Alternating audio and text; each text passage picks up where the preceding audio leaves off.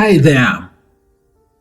Finally, your passion has made good money and you are ready to start a business.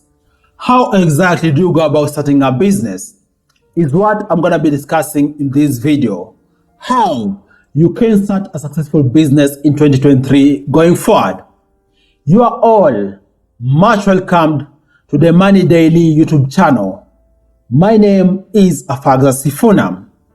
Look here guys, in this video, I'm not really going to tell you, for example, start XYZ kind of business. No, that is upon you to decide based on your passion, based on what really interests you, based on what you've seen as a unique entry to the market, right?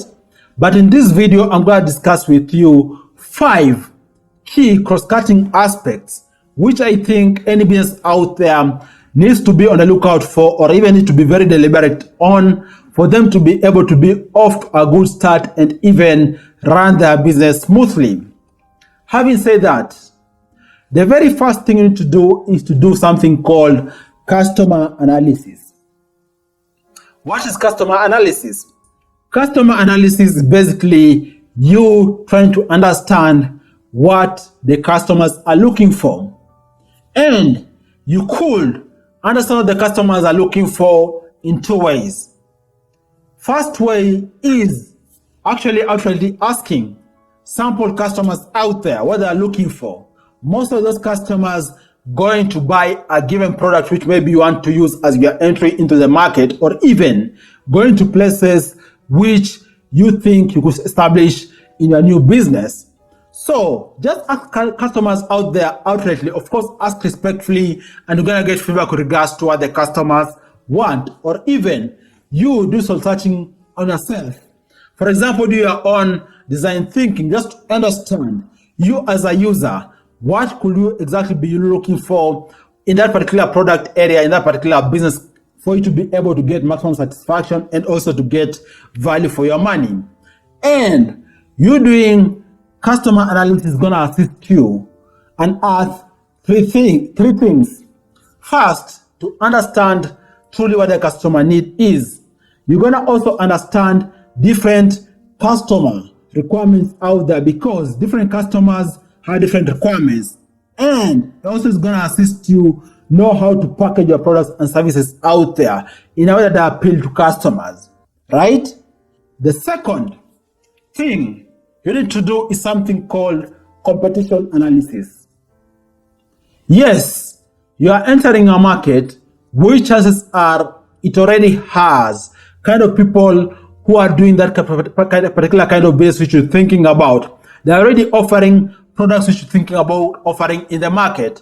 So it is good for you to do competition analysis, for you to understand what the competition out there is doing, and also for you to know whether you're going to attack the competition or even complement what they are doing. To give an example, maybe you're thinking about, for example, establishing a bakery, right? In your area, for example, you already have 5 bakeries.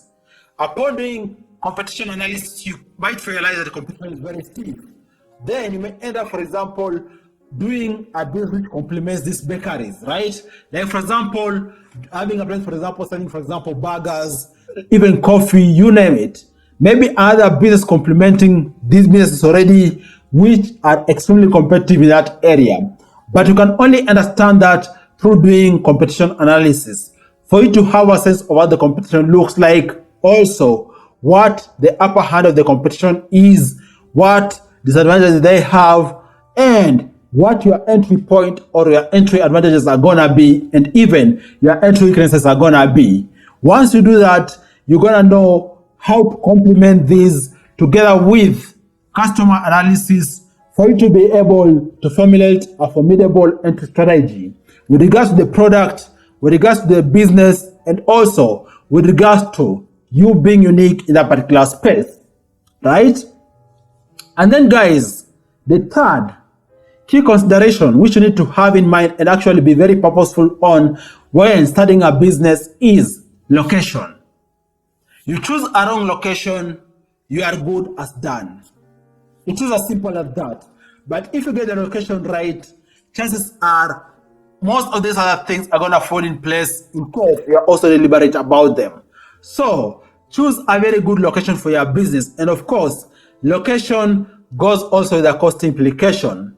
There's no need, for example, to go for the very bottom of the barrel kind of like places which are extremely cheap, and yet that is the most ideal for that particular kind of business you're going to establish.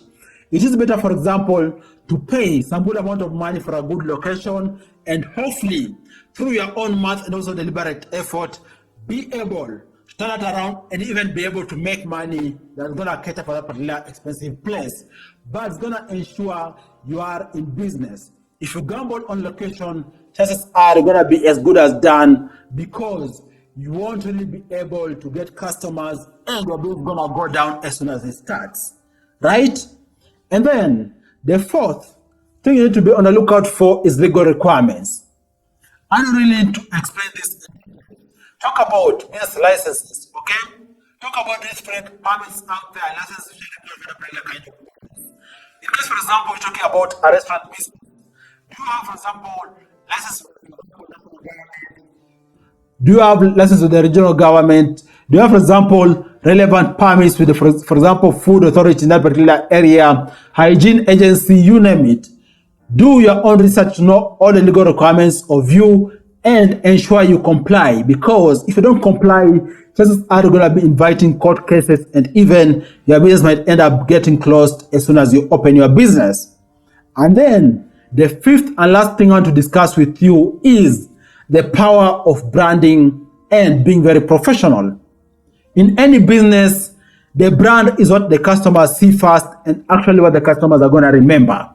You don't really have to be very sophisticated, but ensure you have unique branding, which is going to assist you identify your business, and also going to assist your business to be memorable to the customers.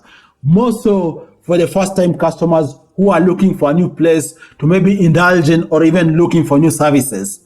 Ensure your branding stands out, and also, just as your branding stands out and as good as it looks, ensure also your services are very professional.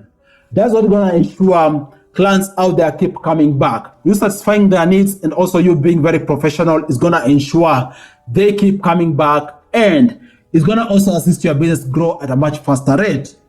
What do you all think about these 5 ideas? I hope you've gotten a thing or two of these ideas. Thanks a lot for watching this video. I hope you're going to implement these ideas in your business, and wish you all the best in your quest to establishing a formidable business out there. Bye-bye.